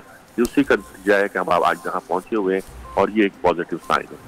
थैंक यू सो मच, आपने टाइम निकाला। सज्जाद मीर साहब सीनियर सहाफ़ी तज्ज़ियाकार हमारे साथ मौजूद थे, पूरी सूरत हाल के ऊपर तज्ज़िया और तबसरा सामने रख रहे थे। खुश आइन बात यह है कि पाकिस्तान का नाम इंशाल्लाह ग्रे लिस्ट से आउट होने जा रहा है, जिसका जो डायरेक्ट असर है वो भी इंशाल्लाह पॉजिटिविटी हम देखेंगे पाकिस्तानी मईशत के हवाले से या सरमायाकारी के हवाले से। जनाब, अब हम आपको प्रोग्राम के इस हिस्से में ट्रिब्यूट पेश करने जा रहे हैं हमारे एक बहुत ही मिज़ानगार मुश्ताक अहमद यूसुफी साहब, मिज़ाह में जिनका कोई सानी नहीं रह चुका। बहुत सारी किताबें आपने लिखी और आपका जैसा हिस्से में ज़ात शायद ही कोई और हो। तो हमारी टीम की एक कंबाइन एफर्ट ने की है उन्होंने और एक पैकेज तैयार किया है। आइए वो पैकेज देखते हैं, ट्रिब्यूट पेश करते हैं। मुश्ताक अहमद यूसुफी उर्दू अदब का वो नाम है जिसने अपने 90 तुले अल्फाज के साथ भरपूर तंज़ो मिज़ाह लिखकर न सिर्फ उर्दू अदब को बाला मकाम अता किया बल्कि आम कारी के ज़ौक़ मुताला और हिस्से मिज़ाह में भी बेपनाह इजाफा किया। इंग्लैंड में आज भी आम शायर को हिकारतन सिसी और पेंजी कहते हैं, जो फूलदार गाली। बैंकिंग जैसे निस्बतन खुश्क पेशे से वाबस्ता होने के बावजूद उनके कलम में बला की शरारत और चाशनी मौजूद रही। ये जो आप इनविटेशन कार्ड भेजते हैं, इसको दस्ती पंखे पर छपवाया कीजिए। उर्दू के शौकीन कारीन खुसूसन नौजवानों को यूसुफी साहब की तसनीफ चिराग तले, खाकम बदहन, सरगुज़िश्त, आबे गुम और शाम शेर यारन जरूर पढ़नी चाहिए। आपको हुकूमत पाकिस्तान की जानिब से सितारा इम्तियाज जबकि अकादमी अदबियात पाकिस्तान की जानिब से एजाज़े कमाल फन अवार्ड से नवाजा गया।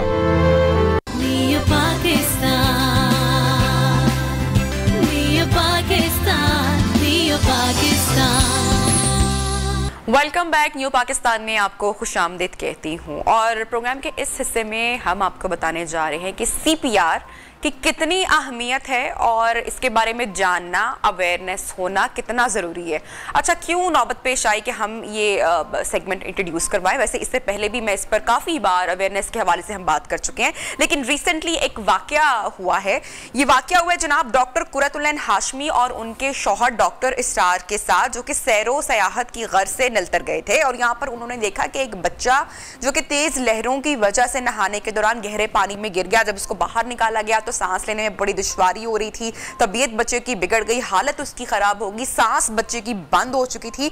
डॉक्टर इसरार और लेडी डॉक्टर जो कुरतुलैन साहिबा है, फॉर्चुनेटली लकीली वो यहाँ पर मौजूद थी और दोनों डॉक्टर्स ने मिलकर इस बच्चे की जान बचाई। और कहा जाए कि बच्चे को नई जिंदगी अगर मिली है तो ये कहना बिल्कुल गलत नहीं होगा। तो CPR कितनी इंपॉर्टेंट है ये आज बात करने वाले हैं हम। इमरजेंसी हालात में जान बचाने वाली बैनुल अक़वामी मयार सीपीआर की सीपीआर ट्रेनिंग लाखों जिंदगियां जनाब बचा सकती है।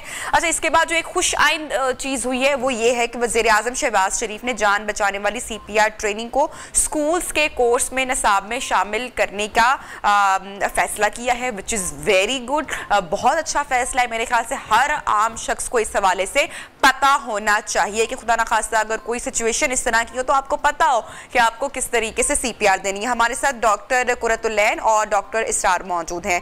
सबसे पहले तो कॉन्ग्रेचुलेशंस और बहुत बहुत दाद भी आपको हमारी तरफ से, हमारी टीम की तरफ से, हमारे चैनल की तरफ से कि मसीहा बनकर ही आए। डॉक्टर्स वैसे भी मसीहा होते हैं, लेकिन बच्चे को एक नई जिंदगी मिली। तो अब बच्चे की तबीयत कैसी है, कैसा है अब?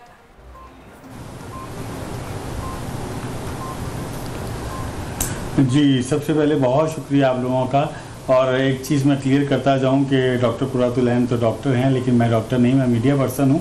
और इस वजह से जो है हम दोनों ने मिलकर सीपीआर के हवाले से जब आपने बात की तो सीपीआर ऐसे मीडिया पर्सन भी मैं सीख चुका हूं। हमारी मीडिया की जो ट्रेनिंग्स होती हैं उसमें मुझे इसके बारे में नाउ हाउ थी जो कि काम आई। और डॉक्टर साहब जैसे जैसे मुझे कमांड देती रही वैसे वैसे जो है मैं उनके साथ सीपीआर में अपना हिस्सा डालता रहा और उसका नतीजा आपने देखा कि अल्लाह ताला ने करम किया। तो एक वाकया किस तरह से पेश आया? बच्चा क्या सडनली नहाने की गर्ज से गया था या क्या हुआ, क्या किस तरह से बच्चे की हालत इतनी बिगड़ गई?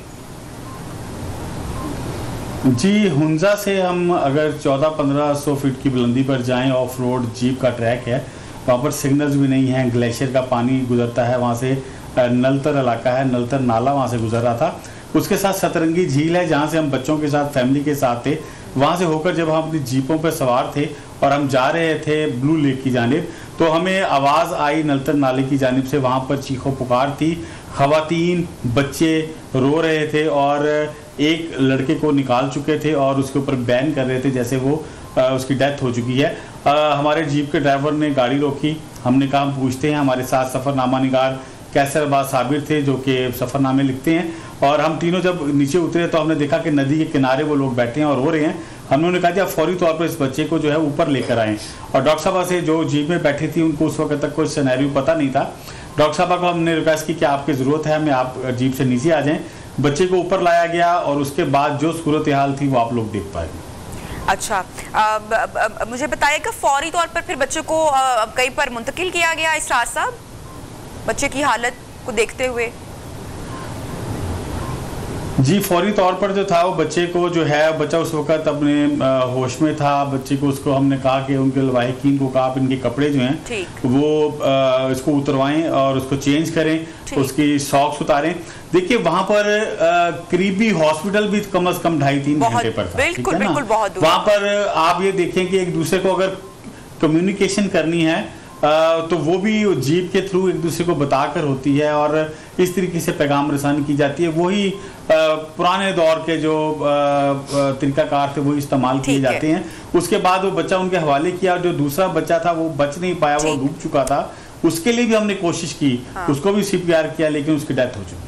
अच्छा, डॉक्टर कुरतुल्लैन साहिबा, आपसे मैं बात करना चाहूंगी और आपसे मैं जानना चाहूंगी कितना ज़रूरी है कि सीपीआर की अवेयरनेस हो, हर आम शख्स को इसके बारे में पता हो, क्योंकि आपके देखें ना वहाँ पर जाने से पहले चीखों पुकार हो रही थी, लोग परेशान थे, अपसेट थे, तो वो नहीं जानते थे कि क्या करना है।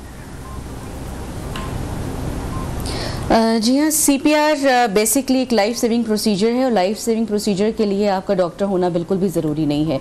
ये हर फर्द का फ़र्ज़ है कि उसको इस तरह की फ़र्स्ट एड मेजरमेंट्स आनी चाहिए ताकि कोई भी नागहानी किसी भी सूरत में, किसी रोड ट्रैफिक एक्सीडेंट में है, जैसे ये ड्राउनिंग का केस था, डूब रहा था बच्चा, और आप हिली एरियाज़ में वाक़यात होते हैं, आप ऊंचाई से नीचे गिर जाते हैं, तो आपने उस सूरत हाल में क्या करना है, आपके रोड ट्रैफिक एक्सीडेंट्स हो जाते हैं, उस सूरत हाल में क्या करना है। इसके लिए फ़र्स्ट एड जो मैनेजमेंट होती है वो हर फर्द को, माशरे के हर फर्द को आना चाहिए। और वेस्ट में तो बाकायदा बच्चों को स्कूल कॉलेजेस में ये सिखाया जाता है, उनके करिकुलम का हिस्सा है। और ऐसे बहुत से वाक़यात हम बाहर से सुनते हैं। रिसेंटली भी एक वाक़या था जिसमें बच्चे ने अपने घर के एक फ़र्द को बचाया सीपीआर करके, और जब तक कि हेल्प लाइन पे उसने कांटेक्ट किया और हॉस्पिटल वाले उन्होंने अपनी एम्बुलेंस भेजी, तब तक वो बच्चा जो है वो उसको बचा चुका था। तो ये अगर ये चीज़ें अगर हम इनको पीरियडिकली लेकर चलें, स्कूल्स, कॉलेजेस, यूनिवर्सिटीज़ में ये हिस्सा हो करिकुलम का और इसमें पता हो कि आपको ये फर्स्ट एड मैनेजमेंट कैसे करनी है, मेरे ख्याल में बच्चे हमारे लिए बहुत अच्छा टूल साबित हो सकते हैं इस हवाले से, क्योंकि वो पूरी तुंदही के साथ, पूरी एनर्जी के साथ बच्चे जो हैं वो कोई भी अगर उनको टारगेट दिया जाए तो वो करते हैं। तो हमारा यंगस्टर्स जो हैं जो वहाँ पर सैर व तफरी की गर्ज से जाते हैं, बहुत ज़रूरी है, क्योंकि वो जो इंजॉयमेंट कर रहे होते हैं ना, उसमें मैंने बहुत सी ऐसी चीज़ें देखी हैं जिससे खौफ आता है कि खुदा न खास्ता इस दौरान कोई हादसा पेश आ जाए तो ये क्या करेंगे। हैंगिंग ब्रिज के ऊपर जिस तरह से बच्चे, यंगस्टर्स हमारे जिस तरह से पिक्चर्स, सेल्फीज हो रही हैं, उनको नहीं पता, ये नहीं पता कि अगर यहाँ से वो स्लिप हो गए तो व्हाट टू डू, नीचे इतने बड़े बड़े पत्थर हैं, इतने बड़े बड़े तेज़ पानी है, तो क्या करना चाहिए। तो अगर ये मेजर्स इनको पता होंगी तो इंजॉयमेंट करें, लेकिन एक सेफ्टी प्रोफाइल के अंदर। यहाँ पे डॉक्टर साहिबा ये बात काबिल गौर है कि ये सब कुछ जानने के लिए भी कोई ऐसा जरूरी नहीं है, जैसा कि आपने शुरू में बताया कि डॉक्टर होना जरूरी नहीं है, तो इसके लिए भी जो देख रहे हैं लोग, वाकई आपका भी डॉक्टर होना जरूरी नहीं है, कोई बड़ी बड़ी किताबें पढ़ने की जरूरत नहीं है। आजकल तो यूट्यूब का, गूगल का टाइम है, आप एक ट्यूटोरियल वीडियो अगर सिर्फ यूट्यूब पे जाकर देख ले तो आप बहुत कुछ सीख सकते हैं। और डॉक्टर साहब बताएगा कि जो सीपीआर मेथड है ये किन किन सूरत हाल में यूज किया जा सकता है। फॉर एग्जाम्पल अभी बच्चे का डूबने का जो वाकया हुआ या सांस रुक गया, उस सूरत हाल में, और इसके अलावा जी अच्छा, इसके अलावा जैसे पेशेंट, हार्ट पेशेंट्स होते हैं हमारे पास और उनको सडन एंड पेन शुरू हो गया है, अनकॉन्शियस हो रहे हैं, उसमें भी सीपीआर की बहुत इंपॉर्टेंस है। आप हार्ट को दोबारा आप ज़िंदगी की तरफ लौटा सकते हैं, एक ये बहुत इंपॉर्टेंट सिचुएशन है। आप देखिए जब हम हाइट्स पे जाते हैं ना, हमारा हार्ट, हमारे लंग्स, इनको एफर्ट करनी पड़ती है, क्योंकि हम लोग मैदानी इलाके के लोग हैं। हम हिली एरियाज़ पर जाएंगे, हमारे लंग्स और हमारे हार्ट की अडेप्टेबिलिटी नहीं है, वो उनमें चेंजेस आते हैं, ऑक्सीजन की कमी हो जाती है, क्योंकि हमारा ऑक्सीजन का लेवल जो है वो उन लोगों के निस्बत डिफरेंट है जो वहाँ के रहने वाले लोग हैं, जो ऊंचाई पे रहने के आदी हैं। तो हमें हमारी फिजिक ही उस हिसाब से नहीं है, और जब उसके अंदर चेंजेस आते हैं तो बाज़ औक़ात वो कम जो ऑक्सीजन लेवल होता है उसको वो मेंटेन नहीं कर पाते, अनकॉन्शियस हो जाते हैं। उसमें सीपीआर की इंपॉर्टेंस है कि आप किस तरह से ब्रीदिंग पैटर्न को वापस ला सकते हैं, आप एयरवे ब्रीदिंग को कैसे मेंटेन कर सकते हैं, आप सर्कुलेशन को कैसे मेंटेन कर सकते हैं। क्योंकि ये तो ऑब्वियसली मैं डॉक्टर हूँ, मेरे करिकुलम का हिस्सा भी रहा। फिर दूसरा ये कि अब मैं क्योंकि सुपरवाइजरशिप के लिए क्वालिफाई कर गई थी स्पेशलाइजेशन के बाद, तो मैंने अभी अमेरिकन बोर्ड सर्टिफाइड कोर्स किया है college of physician and surgeon Pakistan की, क्योंकि मैं मेंबर हूँ और उन्हीं से ही मैंने सुपरवाइजरशिप के लिए मैंने अप्लाई किया था। तो उनके करिकुलम का हिस्सा है कि आपको बेसिक लाइफ सपोर्ट और एडवांस्ड कार्डियक लाइफ सपोर्ट आपको आनी चाहिए। आप जब तक उसमें सर्टिफिकेशन नहीं लेते हैं तो आप क्वालिफाई नहीं करते हैं। और फिर ये है कि इसमें अब उन्होंने हमारे लिए, डॉक्टर्स के लिए मैंडेटरी कर दिया है कि आप लोग इसको इतने अरसे के बाद दोबारा सर्टिफाइड हों, इसकी प्रैक्टिस मतलब आपकी जानी चाहिए, क्योंकि बहुत से डॉक्टर्स की भी ऐसी फील्ड्स हैं जिसमें सीपीआर उनकी रूटीन नहीं होती। जैसे कि मेरी जो फील्ड है वो मैं कैंसर स्पेशलिस्ट हूँ, तो उसमें सीपीआर मेरी रूटीन नहीं है। और उसकी वजह ये है कि पेशेंट वैसे ही लास्ट स्टेजेस में अक्सर हम देखते हैं उनकी क्रिटिकल कंडीशंस होते हैं, उसमें सीपीआर की वो इंपॉर्टेंस नहीं है जो मेडिकल इमरजेंसीज या सर्जिकल इमरजेंसीज में जिस तरह से इसकी ज़रूरत होती है। ठीक, अच्छा डॉक्टर कुरतुलैन, वज़ीर आज़म शहबाज शरीफ ने जो करिकुलम में इसको शामिल करने का फैसला किया है, आप कैसे इसको देखती हैं? मैं बिल्कुल इसको बहुत ही पॉजिटिव देखती हूँ, और आप यकीन मानिए इस पूरे सिनेरियो में जो मेरे लिए सबसे पॉजिटिव चीज़ है, जो मेरे लिए एक मतलब मैं इसको एक सदका जारिया कहूँगी अपनी ज़िंदगी के लिए, अपने हस्बैंड की ज़िंदगी के लिए, कि हम मर भी जाएंगे ना, अब सीपीआर करिकुलम का हिस्सा जब बन जाएगा तो उसमें से जो बच्चे जिस की जान बचाएंगे ना, उसका सवाब हमें मिलता रहेगा। हमारे लिए अल्लाह ताला ने दुनिया और आखिरत दोनों में ये इनाम रखती है, और मैं अल्लाह ताला की जितना मैं शुक्र अदा करूँ कम है कि हमने देखिए अवेयरनेस है ना, आपने नेशनल क्या इंटरनेशनल मीडिया इसको इतना ले रहा है कि उनके ख्याल में हम लोग बड़े ही बेहस किस्म की कौम हैं, हमारे यहाँ इतने जो है ह्यूमैनिटी वाले काम नहीं होते। लेकिन आप ये देखिए कि एक पाकिस्तान में एक मतलब एक मुल्तान जैसा इलाका है, हम कहाँ गए, कहाँ ये सारा सिनेरियो हमने किया बग़ैर किसी रंग, नस्ल, मज़हब के, ये लैंग्वेज का भी नहीं पता कि उनकी लैंग्वेज क्या है। एक इंसान है और उसको हमने बचाया है। हमने क्या बचाना है, अल्लाह ताला ने उसको हमें जरिया बना दिया। हमें तो पता भी नहीं था कि हम तो शुक्रान के सफर के लिए रवाना हुए थे, हम कहाँ पहुंच गए। एग्जैक्टली, वरना देखे ना कि कहाँ से चले और कहाँ पहुंचे, और वो हादसा हुआ और इत्तेफाक था, अल्लाह ताला की कुदरत थी कि आप उस वक्त वहां पर मौजूद थी, वरना हो सकता है कि आप ना, और उस बच्चे की जिंदगी भी लिखी हुई थी और जरिया आपने भी बनना था। सो अब बहुत ही अच्छी बात है। अच्छा डॉक्टर साहब, जब लोग ट्रैवलिंग पे भी जाते हैं तो फर्स्ट एड के हवाले से पता होना पेरेंट्स को, जब हम स्पेशली देखें ना फैमिली के साथ ट्रैवल करते हैं तो क्या हमें कितनी अवेयरनेस होनी चाहिए? कोई मेडिकल किट भी हमें कैरी करनी चाहिए? जबकि आपके अभी हस्बैंड ने बताया, इसरार साहब ने, कि दूर दराज तक कोई मेडिकल कैंप नहीं है, कोई डॉक्टर्स नहीं है, हॉस्पिटल नहीं है, 2-2.5 घंटे ट्रेवल करना पड़ता है, जीप उसके लिए रिक्वायर होती है। तो ये बेसिक्स तो देखे ना, हमें पता होना चाहिए। जी जी, अच्छा देखिए, इसमें एक चीज़ बहुत इंपॉर्टेंट है। मैंने जब भी ट्रैवल किया है, मेरी हैबिट रही है कि मैं अपना एक मेडिसिन बॉक्स ज़रूर साथ रखती हूँ। उसमें जो फर्स्ट एड की चीज़ें होती हैं, इंजेक्शंस हैं, टैबलेट्स हैं, मतलब एंजियोसिड टैबलेट्स जैसे है, जैसे आप एंजाइना हो गया, आपने कैसे कौन सी मेडिसिन देनी है, इस तरह की टैबलेट्स, एस्प्रिन्स वगैरह सब मेरे पास होती हैं। ये जो CPR है ना, देखिए इसमें आपके पास कोई चीज़ नहीं थी, आपने अपने हाथों से काम किया है, और इसरार जैसे माउथ टू माउथ ब्रीथ दे रहे थे, उसमें हमें किसी किट या किसी टूल की ज़रूरत नहीं पड़ी। लेकिन इसके लिए जो बाहर वेस्टर्न वर्ल्ड में ये रिवायत है कि आपके पास एक छोटी सी इमरजेंसी किट होती है, और यहाँ पर भी कुछ हमारे हैं इस तरह की चीज़ें कि हमने रखी हुई होती हैं अपने पास। और इसमें जैसे आप माउथ टू माउथ ब्रीथ करना है तो आप उसके लिए एक छोटा सा आपके पास एक पाइप सा होता है, जो माउथ पाइप होता है, आप उसके ज़रिए से आप ब्रीदिंग कर सकते हैं। ये वो चीज़ें हैं जो आपके इमरजेंसी किट का हिस्सा होना चाहिए। और मेरी ज़िंदगी में भी ये चेंजेस आए कि ये वाली चीज़ें मेरे पास लैकिंग थी, तो मैं इसको भी अपने पास इन एडवांस बिल्कुल बिल्कुल। और ये बड़ी अच्छी बात है डॉक्टर साहिबा, बहुत ही अच्छी बात है। अक्सर हम लोग जब ट्रैवलिंग करते हैं ना, तो खवातीन की यूजुअली ये हैबिट होती है, ये आदत होती है कि वो बहुत सारी एक्स्ट्रा चीजें अपने साथ कैरी कर लेती हैं। लेकिन मैं यहाँ पे कहना चाहूंगी कि ये बड़ी अच्छी हैबिट होती है, क्योंकि जब आप लॉन्ग ट्रैवल कर रहे होते हैं, लंबे सफर पर जा रहे होते हैं, तो खुदा ना खास्ता आपको किसी भी इमरजेंसी की सूरत हाल का सामना करना पड़ सकता है, कुछ भी फेस करना पड़ सकता है। तो आपको उसके लिए कम से कम बेसिक प्रिपेयर होना उसके लिए जरूरी है। थैंक यू सो मच इसरार साहब आपका, और डॉक्टर कुरतुल ऐन साहिबा आपका। और इसके साथ ही हमारे प्रोग्राम का वक्त हुआ जाता है खत्म। इंशाल्लाह होगी आपसे कल मुलाकात। बहुत सारा अपना रखिएगा ख्याल।